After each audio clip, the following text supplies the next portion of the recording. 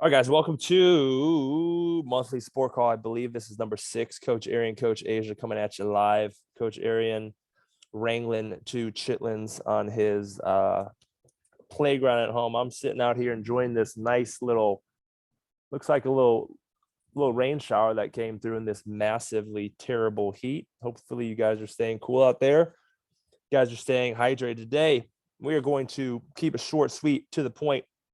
We're going to talk for a little bit about vitamins, minerals, supplementation, the whole taboo topic of supplementation, our takes on supplementation, and then most specifically dive into a question that we had that came from our membership base around the topic of gummy vitamins. And so that will be a fun one. I guess we'll kick this on off. Arian, what's in your supplement cabinet? You taking any vitamins? You taking any minerals? What are you taking and why are you taking it? Or what are your go-tos?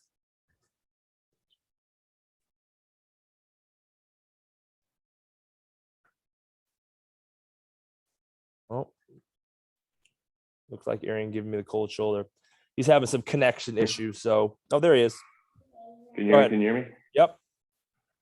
Okay. So yeah, we have a couple different things. So I am taking, we have the Ancestral Health suite. We have the liver, we have the bone, just to kind of make sure that we're pulling those in on a consistent basis.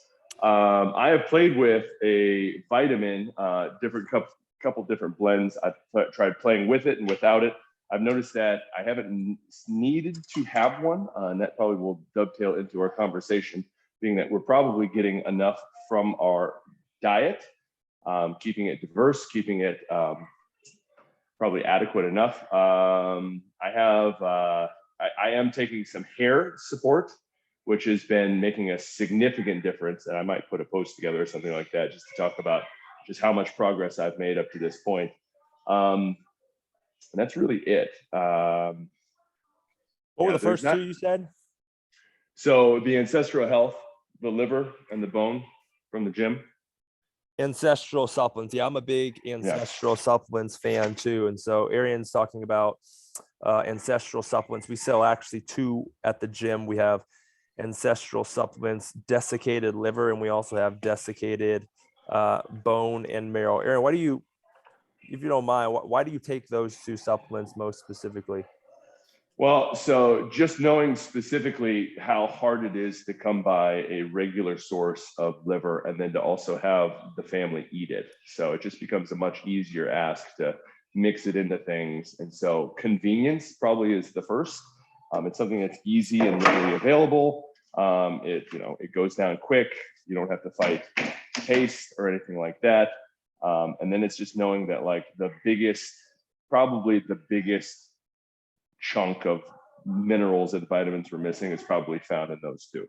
Yeah, that's a good point. And no, I mean, this isn't this is a quick plug for Ancestral Supplements. We don't get compensated by talking to them or carrying them at the gym or sponsored or whatnot. But, Ancestral Supplements is a completely, literally raw organ, freeze-dried, desiccated down to pill formation, to where I think the full supplementation is like 6 pills is equal to like 1 ounce of whatever organ you might be taking. It's a local brand out of Conroe, which is great and super high quality stuff. We're looking at grass-fed, grass-finished animals, which is, when we're looking at quality of the foods that you're putting into your body, wholeheartedly matters 100%. But when we look at things like organ meats, those are the most sought after foods in the world because of the mineral profile that they contain. So both Coach Arian and myself, and I know a lot of our members and a lot of people in our circle take these because at the end of the day, they're not the most palatable. And also because they're not palatable, a lot of grocery stores don't sell them. You're going to have to go to an Asian market, or you're going to have to go to maybe a Michoacana, or maybe even buy from a local farmer. But oftentimes if you're not buying from a local farmer, you're not really getting good quality sources. And it's important that we do get good quality sources. But as you guys know, organ meats, last time, if we asked you guys, when was the last time you had any organ meats, most of you would say, what is an organ meat? Or you'd be disgusted by it. And at the end of the day, it's a lot easier to take them down consistently when you're taking them from pill formation. We're looking at things like vitamin A, retinol specifically. We're looking at, B vitamins, B12, B6, most specifically selenium, copper, manganese, like a lot of these minerals that you literally cannot get anywhere else besides organ meats in its whole natural raw form, this is a fantastic supplement. So if you guys aren't diving into the Ancestral Supplements at the gym, make sure that you do, because honestly, and we're getting ready to dive into gummy multivitamins. But in my opinion, if you ask me, the best multivitamin out there are the things that you can consume real whole food sources. But when we look at what is the best real whole food sources that you can contain, organ meats is at the top of my list, in my opinion. And so if you can supplement it with a quality source, like this is going to be the best multivitamin that you can take.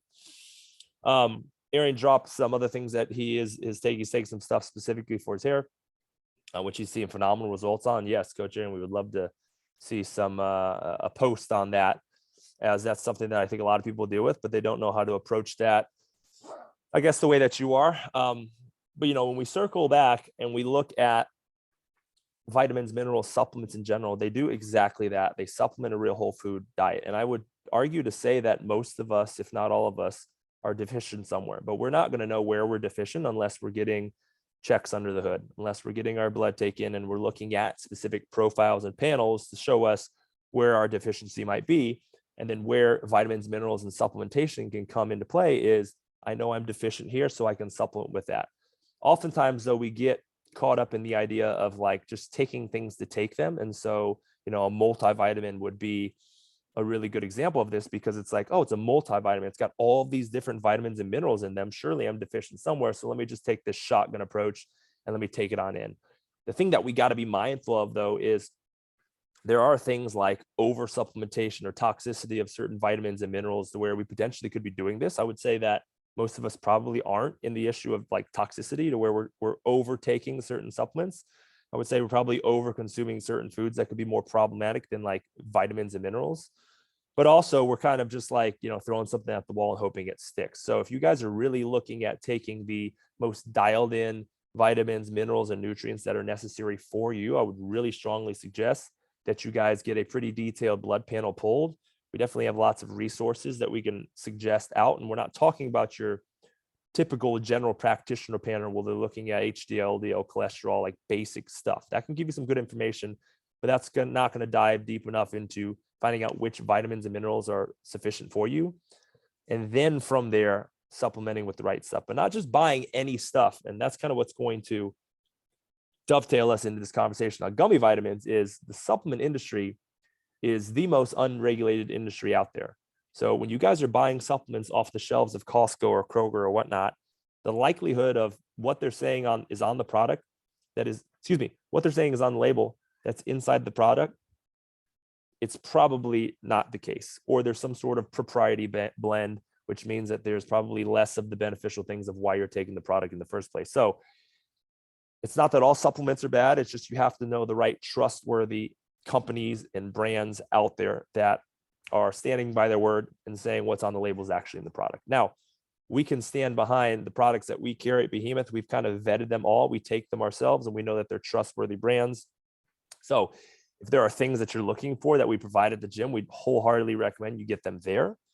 And if you don't, consult with one of our coaches and we can probably put you in the right direction. But with that being said, Arian, what are your thoughts on how many gummy vitamins do you take on a daily basis? An entire huge bag. It's hard to eat just one, right? Gummy vitamins, i.e. Swedish fish or trolley gummies. So I tried to approach this question when it was posed in the most kind of, open-minded approach. And so a couple of things that came to mind when I thought about it was, honestly, gelatin and collagen are probably two of the more usable proteins when you think about hair, muscle, skin, and those are typically two of the highest, used to create that kind of gummy texture. So like there absolutely could be some, is it 100% helping you, or is it 100% hurting you? I would say probably it depends. Asia did a really quick search on all of the Costco highest brand. I don't know if you have that screenshot you sent me, but just looking at the ingredient labels, like you're not predominantly getting gelatin or collagen or any of the, things that you want, you're predominantly getting a sweet. And the reason that most of us probably would take a gummy vitamin is because it's candy. And so when we look at it, you're essentially eating candy. Well, I would rather you honestly eat probably, take a nutritional vitamin and eat an actual gummy bear, if that's the case, if you're really truly using it in that capacity. But for most of us, you have to just look at it as it's candy. And that's the thing that you're essentially trying to replace. It would be great if candy was, medicine, but we all know that candy is not medicine. So it kind of just falls back into that. Like, I mean, if you have a hard time, so the biggest thing in my research, it always comes back down to is consistency. Because even with supplementation, even if you're getting extremely high quality supplementation, if it sits on your shelf and you're not taking it, like that's not helping anybody. And so like when you have some enjoyment factor behind it, so if it's a gummy or if it's a candy or something along those lines, and it makes you consistent on it, like that would be me having to look really, really hard for like the underlying benefit is, hey, there's some collagen, there's some gelatin potentially, and you're being consistent with it. But outside of that, it just falls back into like your candy. And so if that's the case, it feels like if you really like gummy bears, eat gummy bears. You know what I mean? Like writing's on the wall there, Coach Arian. Yeah. Coach Arian's opinion on gummy vitamins is candy, and I would actually second that wholeheartedly. We're digging here a lot to find any sort of benefit behind gummy vitamins in general. But when you think about it, Arian was talking about a screen share that I'll share right here shortly. But I was just kind of walking through your typical grocery store, and I grabbed the 4 nearest gummy vitamin brands, probably the most popular brands out there. Some were children, some were adults. And I just kind of took a snapshot, took a picture of the ingredient lists on these gummy vitamins, and I'll show that here and just kind of walk you through it. But these are 4 different brands, 4 different ingredient lists. Like I said, some children, some adults on the ingredient lists of these multivitamins. And so when we coach people on reading ingredient lists, we look at a few things. Number one, is the ingredient list minimal, right? I think, and Arian can second me on this, 5 ingredients or less is ideal. The less, the better, right? 1 would even be most ideal, but that's going to be hard to find if we're buying packaged foods or packaged goods. Secondly, is we want to make sure that we can pronounce and understand all of these ingredients. And just looking at a lot of these, it's probably safe to say that we don't really know what a lot of these are. Even something along the lines of third ingredient list on the bottom, spirulina extract, which could have some really great benefit behind it. Oftentimes people don't really know what that is. So that's also a red flag where it's like, I can't pronounce it. I don't understand the ingredients. And then the last rule is real whole food ingredients. Make sure that not only can you pronounce and understand the ingredients, but they're made from real whole food sources. And so when we look at these 4 ingredient lists, the first ingredients that are listed are what are primarily make up this product.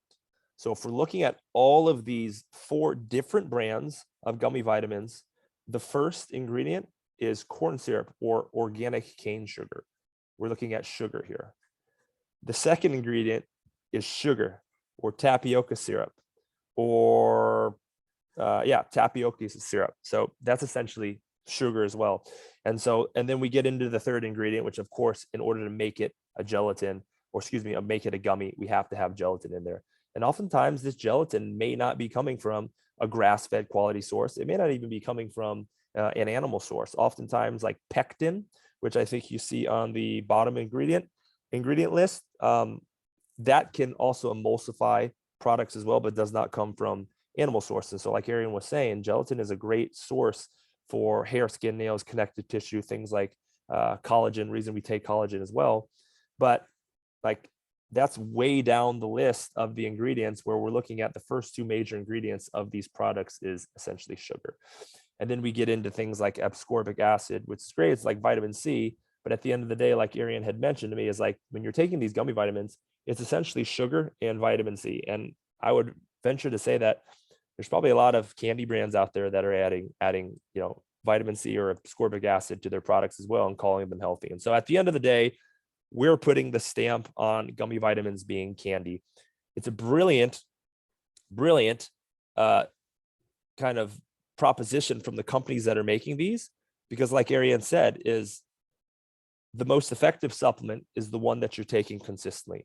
And if they know that they can make it taste delicious and they know that you will take it excuse me, and you look forward to eating it, you're likely going to take it more consistently. Now, we would also venture to say that, are you going to be healthier a bottle down of gummy vitamins than were you before? It's likely that you're not.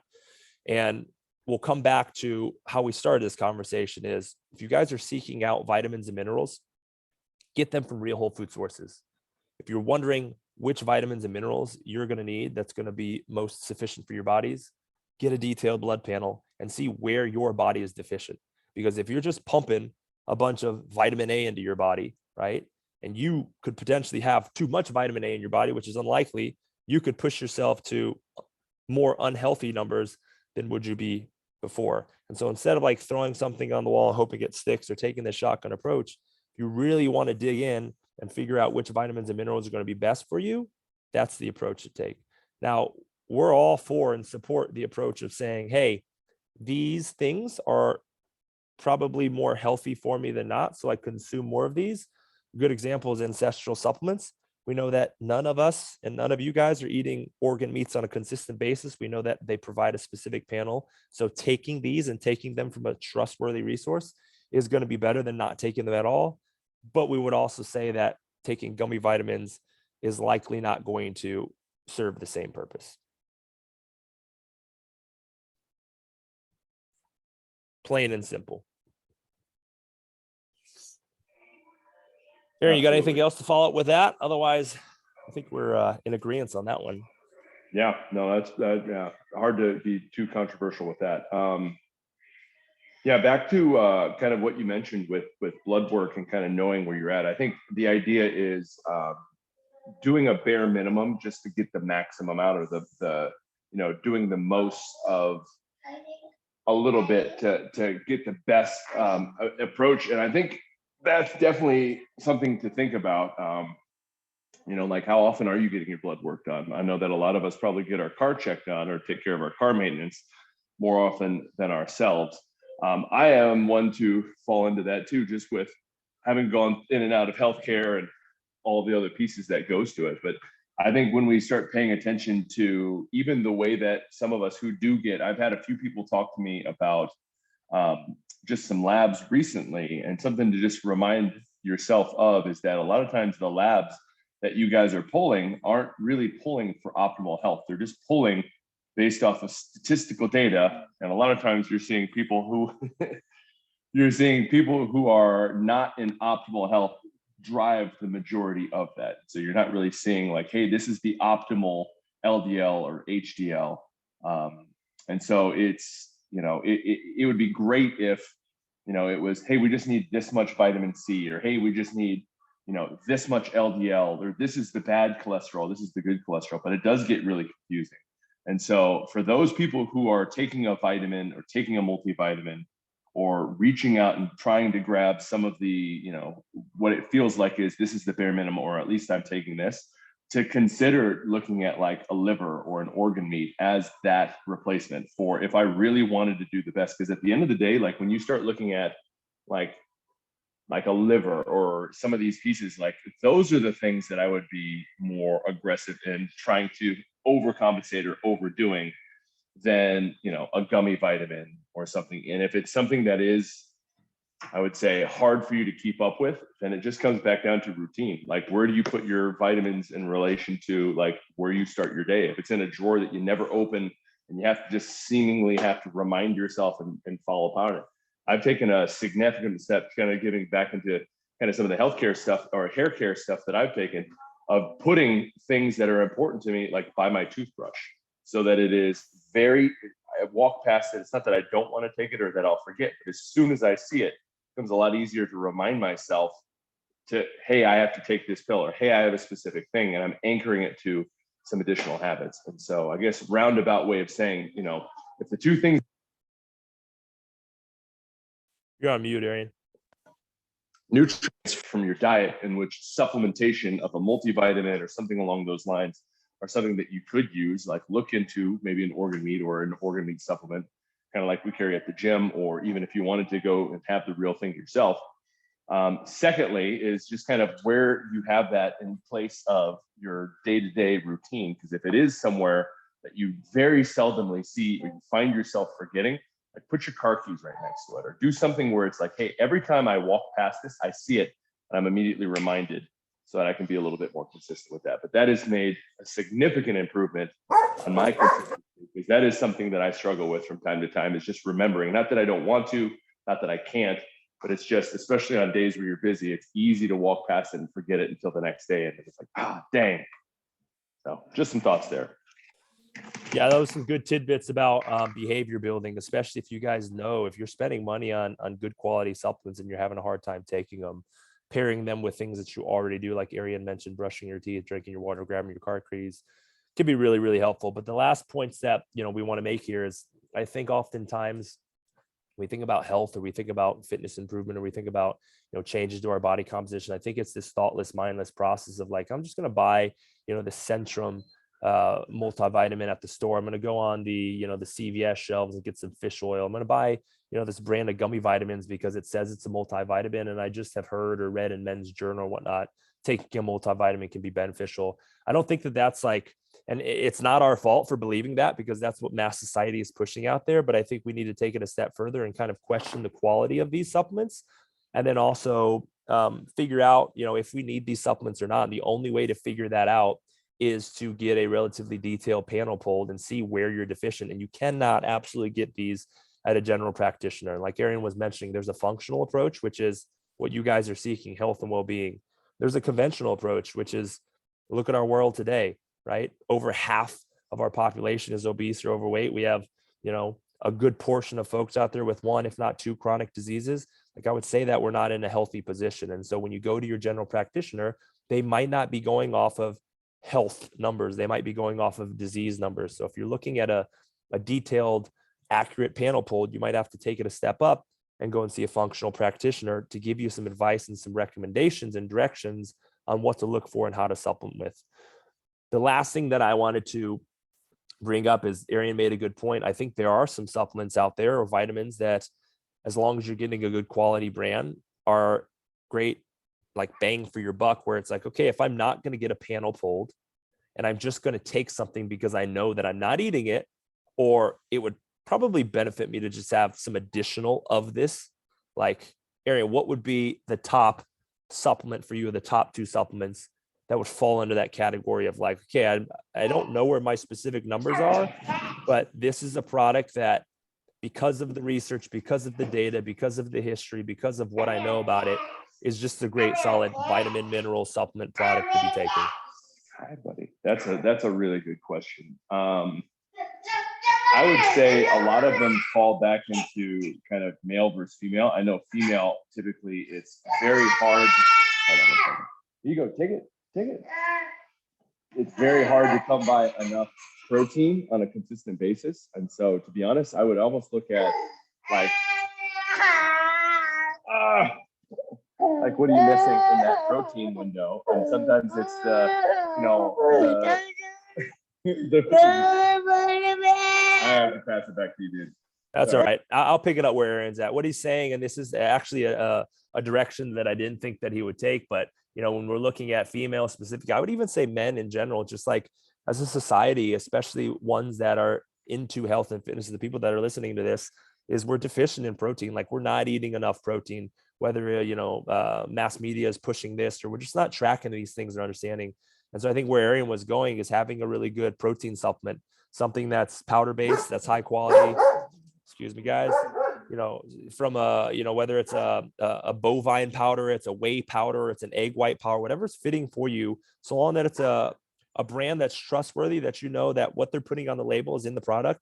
Having an easily accessible, easily digestible, easily consumable protein source can be really beneficial, because what we know about additional protein is, number one, it actually requires us to burn more calories to consume it. Number two, it's satiating, which means that if we eat more protein, we're likely going to eat less of the other stuff. And then number three, it is the main macronutrient for driving the things that we want to accomplish: more muscle mass, leaner tissues, less body fat, overall better metabolic health. And so I think that that's a great answer from Arian. I don't know if you have any more, Arian. Otherwise, I'll drop mine, and I think it's pretty obvious what mine would be. No, that was the thing that I felt like came to mind first. I'm sure I had mentioned liver, just organ meats in general. I think those are the things that you should be eating, but you're not. So finding a good supplement, again, there's not a lot of options there either. So, that's one of the reasons we were excited to carry that Ancestral Supplement brand. But yeah, you hit the nail on the head. I think, when I think about some of the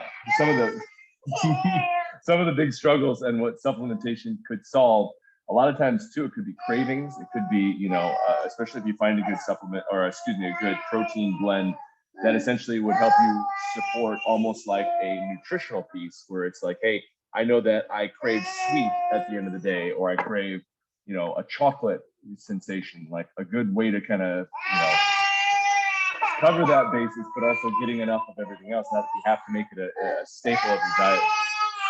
All right. I'll pick it up from there, Ed. He's killing it over there, being dad of the year. But another good point that he had mentioned was, and I'll make this brief, guys, but was the protein being a craving carver as well. And maybe this is another topic and another conversation for another day, but talking about healthier or better alternatives to a lot of the food choices, food options, standard American style food choices out there that we've experienced or that we believe in. I think this is kind of another conversation for another day, but I'll give my few supplements here too, or vitamins or minerals, as you would call them. Ancestral supplements for sure. I think the most sought after foods and nutrients in the world today are the organ meats, which is the foods that we are not consuming, whether it's a kidney, a spleen, a heart, a liver, because they're not the most palatable. Nobody knows how to cook with them, and they're hard to find. So if you can take them and take them consistently in a desiccated form, whether you're looking at a supplement company like what we carry with Ancestral Supplements, I know Paleo Valley has a great option. Heart and Soil Supplements has a great option. Not a lot of companies out there that are actually making organ supplements. But when we're looking at vitamins and minerals that I know wholeheartedly 100% of you guys listening to this are deficient in or not getting in your diet, this is it. So that would be my number one. I'll drop some tidbits on some other stuff. I think creatine, for those of you guys with performance goals, whether it's improving performance inside the gym, even improving neurological capacity, improving mood, energy, gaining muscle, getting leaner tissue, dropping body fat, changing your aesthetics, your body composition. I think creatine is one of the easiest, cheapest supplements out there, to where they've proven it is so effective in the performance realm, to where they're starting to now test it with neurological conditions. I think vitamin C, if you can get a great real whole food source of vitamin C, can be great. Whether you're eating more, citrus fruits or things of that sort, can be a great one to support immune health. And then I'll just leave it at that, because I could probably go into one or two more, but can't really think of any. So I think that's going to wrap it up for today. We went a little over, but I think that was a really great topic today. So thank you for dropping that topic, Behemoth members, and we'll be back on next month. I believe we will be, let me quickly look at the calendar, August 25th, Thursday, 3:30 p.m. And I think we got a great topic to talk about, Coach Aaron, unless somebody brings something up. I think we could talk about maybe some better, healthier alternatives to maybe some of the foods that we're struggling with. So we might even put that out there in the newsletter to you guys, like, hey, what are some foods that you guys really like, but aren't serving you? And we can talk about some better alternatives, because Aaron brought up a really good topic that I think we can probably stand on our soapbox and talk about for a while, where it's like, hey, I like to eat these things, but what are some better alternatives that are going to support my health, but also the efforts that I'm putting into the gym? So August 25th, 3:30 p.m. We'll drop you guys a reminder. Always a pleasure, Coach Aaron. See you around the gym.